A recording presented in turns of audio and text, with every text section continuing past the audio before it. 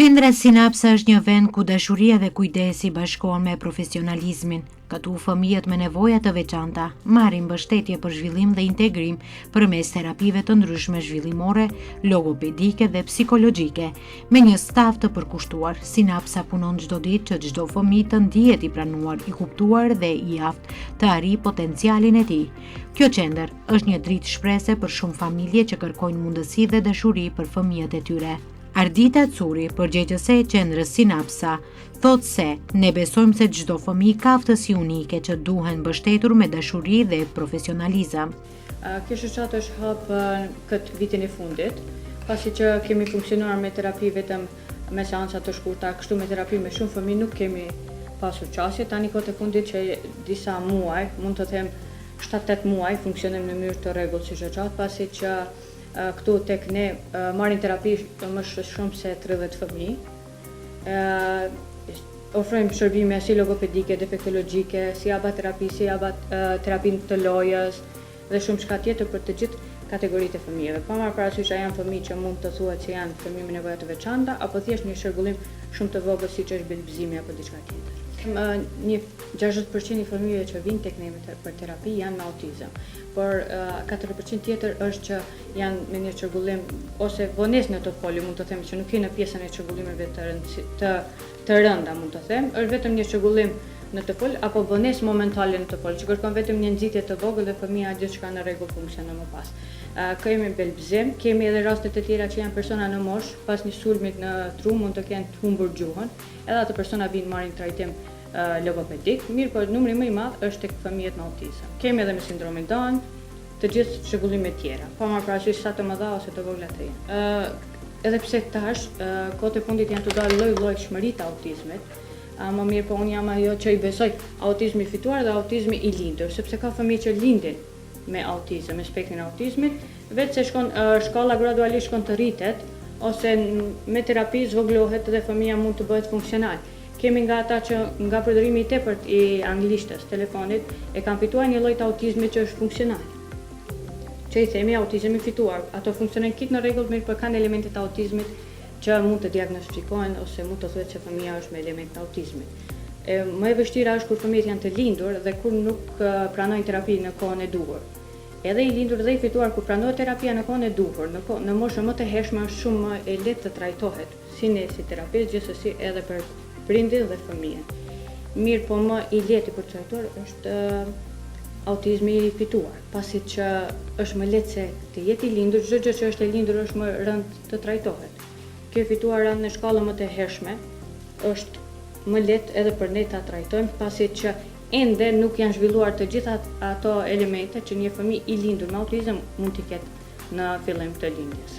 Të themi autizmi i fituar, mund të shërohet? Po, kemi raste që fëmijët me autizëm, pasi që nga përdorimi i tepërt i telefonit, nëna ka vërejtë se fëmia ka filluar të humb kontaktin me sy, të humb komunikimin, të antisocializohet, edhe me njëherë ka rënë kontakt për shembull me çdo terapist pa marrë parasysh kush mund të jetë, edhe fëmia me anë të terapisë fëmijë sikur kontakti me sy arritim, pasi që në programet tona është gjithmonë kontakti me sy kur fëmijë komunikon me neve, që është fillim krijimi i kontaktit me sy.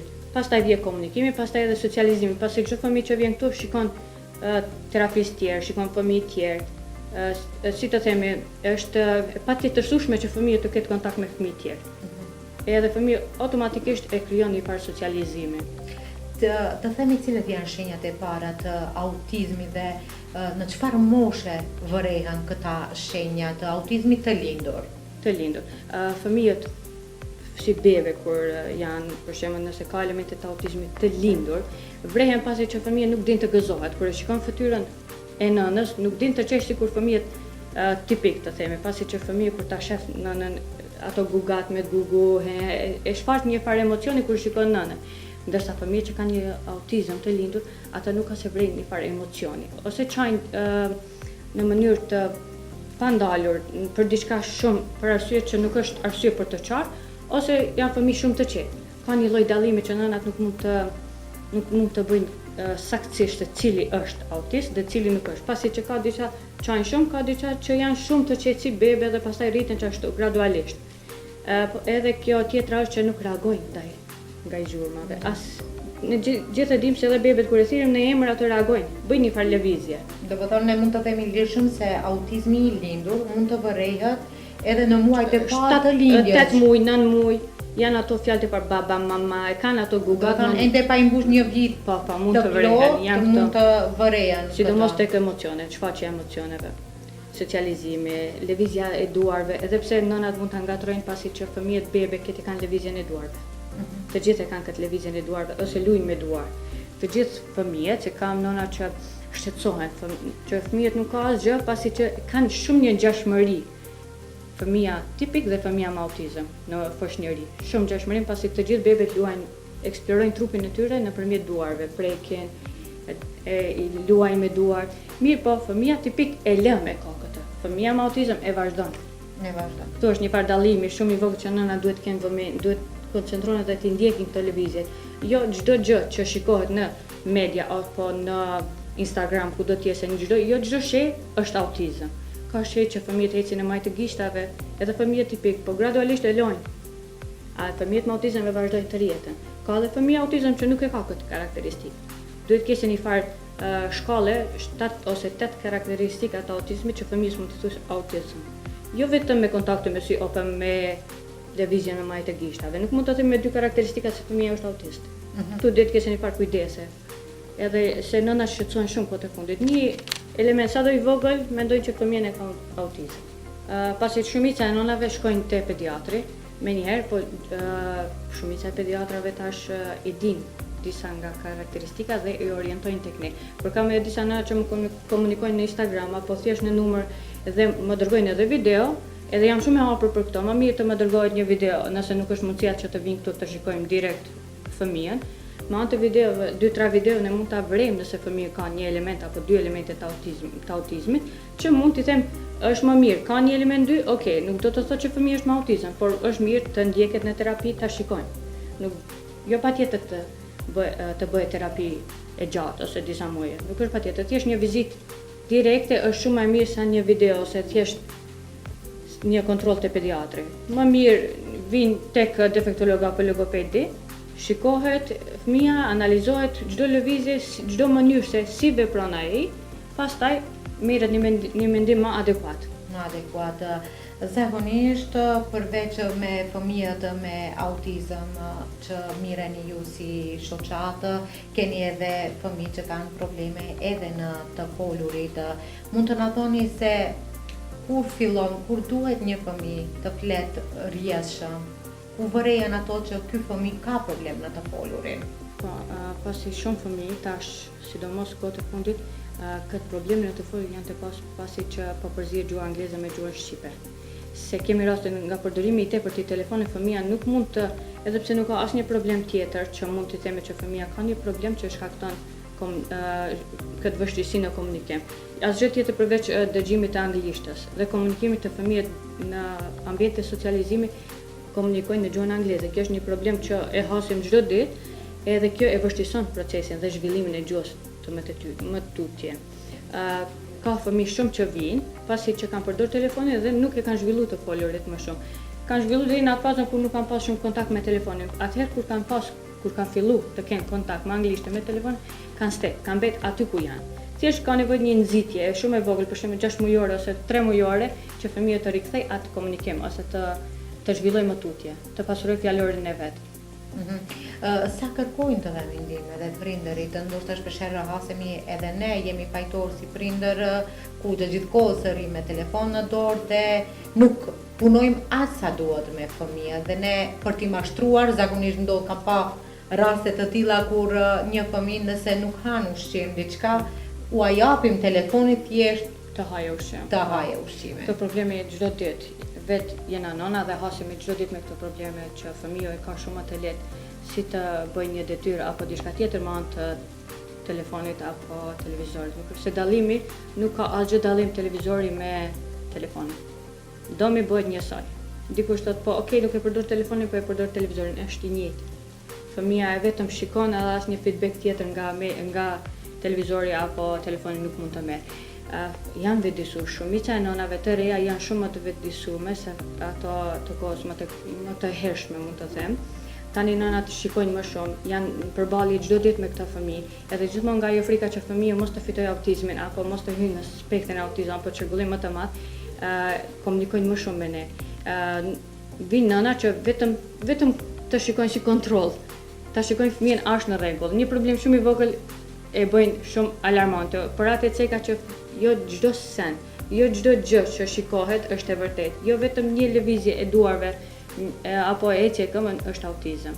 Thjesht tash nënat janë bëmë friksojnë pak më shumë nga ky termi autizmit dhe shkaktar i asaj nënat janë duke vëdësuar në këtë pjesën e mos përdërimit të telefonit apo një vështirësi shumë e vogël nënat binë kontakt me ne. Kjo është një pjesë që shkon në rritje interesimi nënave për fëmijët, jo se nëna nuk ka interesim për fëmijën, por tek kjo pjesa e komunikimit apo çdo çrregullim tjetër, sado i vogël të jetë, shumë nëna binë në kontakt me ne. Patjetër, pasi jo të gjitha metodat që i praktikojmë janë të njëjtat te secili ose nuk kanë efekt te secili, pasi që fëmijët me sindromin Down e kanë karakteristikë inate. Te këto jemi shumë më të lirshme, pasi që nuk mund të jetë shumë strikt. Se sado që ne vazhdojmë me terapinë strikte, ata feedbackin që marrim prej atyve është thjesht inat, jo se ato do të pajtohen me ne. Thjesht duhet ja gjejmë një farë mënyre më të butë që ata të bashkëpunojnë. Ndërsa fëmijët me autizëm e kanë pak terapi ABA strikt. Ka disa që është patjetësueshme të punohet me ABA strikt, ka disa që adaptohen me terapinë me ABA, apo nëpërmjet lojës. Për atë ka shumë dallim, ka fëmijë që me autizëm që duan të bëjnë ABA me muzikë, ka diçka që duan të bëjnë ABA nëpërmjet lojës. Nuk do të thotë që kanë një rrugë të njëjtë, pasi që ka shumë dallim se si fëmijë përshtatet, ose fillojmë në një mënyrë, pastaj mas një periudhe ndryshon mënyra. Nuk do të thotë që kemi filluar me atë metodë dhe do të vazhdojmë atë metodë. Ka shumë dallim. Mirë, po më i lehtë unë që e shoh si terapiste për të punuar pas disa vite, edhe pse tash nuk ka se më duket e vështirë të punoj me një fëmijë, se përvoja ta krijon atë që ti mos kesh vështirësi me asnjë kategori, sado që i rënd tjes apo i lehtë. Çdo gjë bashkërisht janë me terapiste që funksionojnë bashku. Është një rast i rënd na miremi të gjithë bashkë me atë derisa fëmia të stabilizohet. Është më e vështirë periudha e adaptimit. Asnjë çrregullim tjetër apo këtë autizëm apo sindromi kategori tjetër nuk është i vështirë për të punuar, vetëm se tek të gjithë këta është periudha e adaptimit është periudha më e vështirë për ne si terapist. Pasi që është ajo shkputja me nënën, është një farë ndryshimi që ata janë mësuar të krijojnë një farë rutine dhe tash rutina ju prishet. Jo, nuk është ajo liria që ata t'i bëjnë ato sjellje që i kanë bërë deri tash. Thjesht është një që shkaktohet një farë nxitje tjetër, një kahje tjetër, jeta atyre merr një farë ndryshimi, edhe aty është periudha pak më e vështirë për ne. Përqindje më të vogël të realizohet në shtëpi. Mo për fat të mirë të gjithë prindërit që i kemi hasur deri sot janë bashkëpunues. Gjithashtu si në rregullsinë në ardhjen në terapi si dhe në punimin në shtëpi, pasi që duhet kuptojmë që prindi tek ne vjen 45 minuta, ne japim maksimumin që fëmijë të arrijë, edhe është çdo ditë. Mirë, po pjesa tjetër është në shtëpi dhe është një rol shumë i rëndësishëm se si prindi dhe luaj rolin e më të thjeshëm në shtëpi. Se mund të them është kot nëse fëmiu vjen 45 minuta këtu e bën terapinë, është shumë mirë me ne, por pasi pjesën tjetër të ditës ai mund ta kalojë në televizor, në telefon, apo pa marrë parasysh diçka tjetër që mund të shkaktojë dëm tek fëmiu. Është një rol kyç që prindi e udhëheq dhe mvaret si prindi duhet ta udhëheqë tash terapinë. Nuk jemi vetëm ne çelësi i suksesit pasi fëmia të punojë programe dhe të kese sukses. Prindi është roli kryesor në suksesin e fëmijëve. Mund të thoni çfarë do doni ti përcjellni prindërve nëpërmjet kësaj emisionit ton, por edhe si shoqja, çfarë duhet të kenë parasysh? Mesazhin kryesor që dia kisha dhënë nënave të gjithë nënat janë pak më kujdesshëm në zhvillimin e komunikimit tek fëmia, duke lënë anash autizmin, elementet e autizmit, jo për shkak se nuk është i rëndësishëm, po thjesht të fokusohen te zhvillimi i komunikimit, jo vetëm të fokusohemi a fëmiu ka autizëm apo s'ka. Pat element autizmit. S'pat element autizmit, nëna duhet të fokusohen tek zhvillimi i komunikimit, tek fazat e zhvillimit, ku është fëmiu, sa fjalor ka dhe tek përdorimi i telefonit, që t'jem pak më strikte në përdorimin e telefonit. Të gjithë e duam një farë qetësie që të jemi më rehat fëmijët të rinë në telefon, mirë po është më mirë një shqetësim i tashëm se sa një shqetësim i ardhshëm. Pikërisht. Si staf sa jeni të përgatitur? A jeni të përbërë me defektolog, logoped e tim që është por psikolog, ndonjëherë ka raste kur mund të ketë edhe nevojë për psikolog. Po. Ne këtu jemi vetëm defektolog dhe logoped, me psikolog nuk është kemi në shoqatën tonë, mirë por raste që vinë në kontaktin e parë që e shikojmë që është për psikolog nuk i pranojmë, pasi që mund të bëjmë thjesht një dëm më të madh. Duke dashur që ta pranojmë fëmijën, ne mund t'i shkaktojmë një dëm më të madh që nesër fëmija mund të ketë më të vështirë të shërohet, dhe i orientojmë gjithashtu tek bashkëpunëtorët tona tjera që janë psikologë. Pikërisht. Fëmijët nuk janë duke u pranuar, edhe pse shumë jemi duke shkuar përpara në zhvillimin e këtyre, në zgjidhjen e problemeve të këtilla. Mirë, po prapë ndeshen nënat më së shumti në mospranimin e fëmijëve tyre në ambiente të ndryshme, pasi që në shkolla tash janë të gjithë të pranuar, kanë asistente, është një fat të mirë që e kemi ne. Të shkolla nuk është se kanë problem, përballje më të madhe e kanë në socializim dhe në shoqërinë në rrethin e jashtëm. Thjesht kisha dashur t'i them të rinjeve apo të mësuaren thjesht ta pranojnë si diçka shumë normale, pasi që jo të gjithë i kemi fëmijët me autizëm apo me ashtu.